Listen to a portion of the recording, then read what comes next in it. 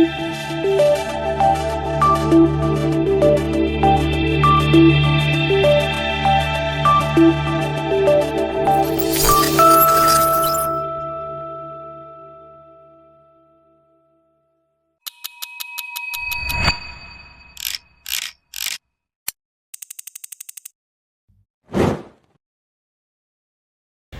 teman-teman, bayangkan kamu lagi santai, tiba-tiba dapat SMS dari bank kamu. Akun Anda terblokir. Klik link berikut untuk verifikasi. Kamu panik kan? Kemudian kamu klik link tersebut. Beberapa menit kemudian, saldo kamu hilang. Pertanyaannya, apakah ini kesalahan sistem? Atau kamu baru saja menjadi korban penipuan fintech? Nah, pada video ini saya akan membahas salah satu kasus nyata penipuan fintech di Indonesia, yaitu phishing melalui mobile banking. Kasus ini sering terjadi dan dilaporkan oleh berbagai media, di mana korban menerima pesan palsu yang mengatasnamakan bank atau e-wallet. Kemudian pelaku mengirimkan link yang tampak resmi, namun sebenarnya adalah website palsu. Korban kemudian memasukkan data penting seperti username, password, bahkan kode OTP. Akibatnya, akun korban diambil alih dan saldo mereka dikuras. Pihak yang dirugikan tentu saja adalah pengguna, baik secara finansial maupun psikologis. Nah, sekarang kita masuk kepada bagian paling penting, di mana bagaimana sih sebenarnya penipuan ini terjadi? Pertama, pelaku mendapatkan data dari calon korban. Ini bisa dari kebocoran data atau pencarian acak. Kedua, pelaku mengirimkan pesan phishing melalui SMS, WhatsApp, atau email. Pesan ini biasanya dibuat sangat meyakinkan, misalnya dengan logo bank dan menggunakan bahasa yang resmi. Ketiga, pelaku menggunakan teknik yang disebut social engineering, yaitu memanipulasi psikologi korban, di mana korban dibuat panik, takut, atau terburu-buru sehingga tidak sempat berpikir panjang. Keempat, korban diminta untuk klik link dan memasukkan data pribadi mereka.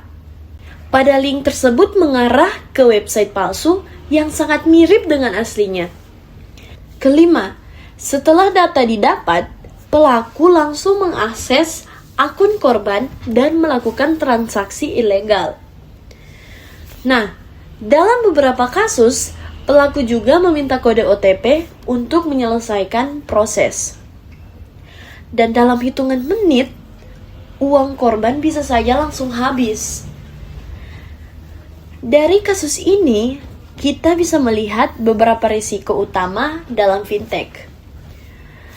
Pertama, risiko keamanan data, di mana kebocoran informasi pada pengguna data. Dan yang kedua, ada risiko teknologi, yaitu adanya celah sistem yang bisa dimanfaatkan oleh pelaku. Ketiga, resiko manusia, yaitu rendahnya literasi digital masyarakat.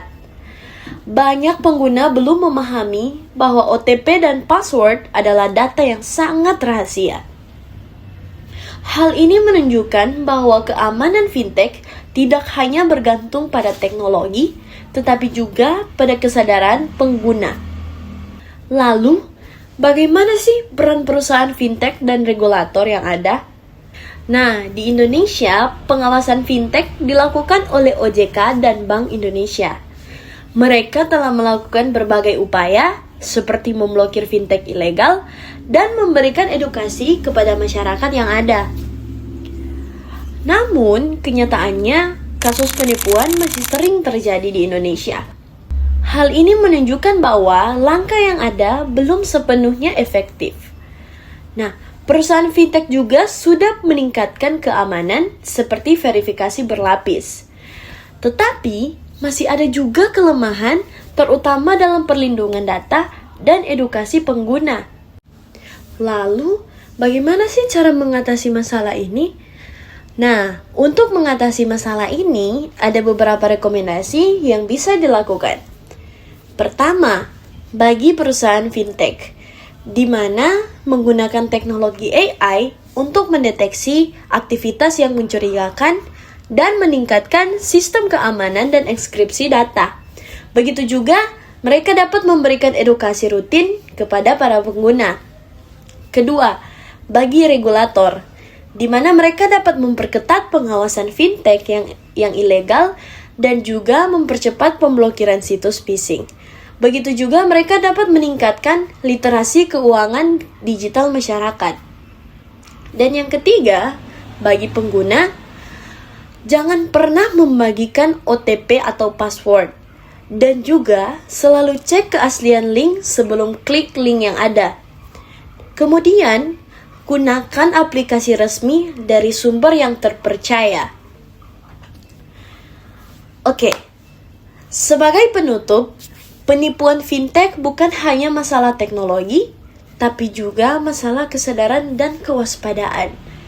Semakin canggih teknologi, semakin canggih juga modus penipuannya. Jadi, kita sebagai pengguna harus lebih bijak dan hati-hati. Karena satu klik saja bisa membuat kita kehilangan segalanya. Sekian, terima kasih.